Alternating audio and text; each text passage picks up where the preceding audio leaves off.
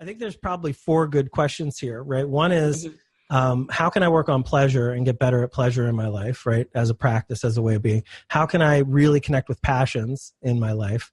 How can I connect with purpose and meaning and working on something bigger than myself in my life? And then the fourth question is, how can I blend these? Like, is there a way to put these together? Yeah. Something that really leads, pleasure and I'm passionate about and it has purpose behind it. That would be something to dial in on and really, really focus. Here's some quick tips before we start winding this one down. Each of those questions are important. Here's some suggestions on how you can do it, right? You could try to have a week in each of these spaces, right? Could you spend time in pleasure trying to design a really beautiful day for yourself? Could you spend time consciously trying to savor things and being in mindfulness? Could you do a gratitude visit where you remember somebody who did something amazing for you? And, if they're alive, maybe you write them a quick note and then go read it to them, right? You share that gratitude with them.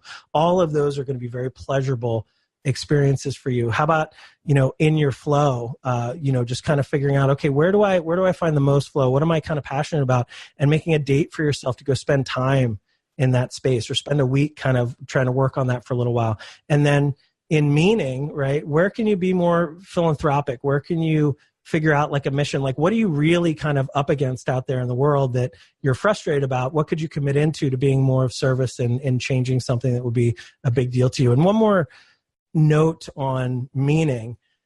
If we think about Gandhi or Martin Luther King or these big things, they're doing these global or very large, purposes, right? And I like to think that I'm up against trying to change humanity's, mind in a lot of ways, or introducing thoughts that are really useful globally, right? I want to play this big purpose, but even if your purpose is really local, even if it's just your own family, even if it's just helping out a local group that you're a part of, that ups the game of happiness and fulfillment also.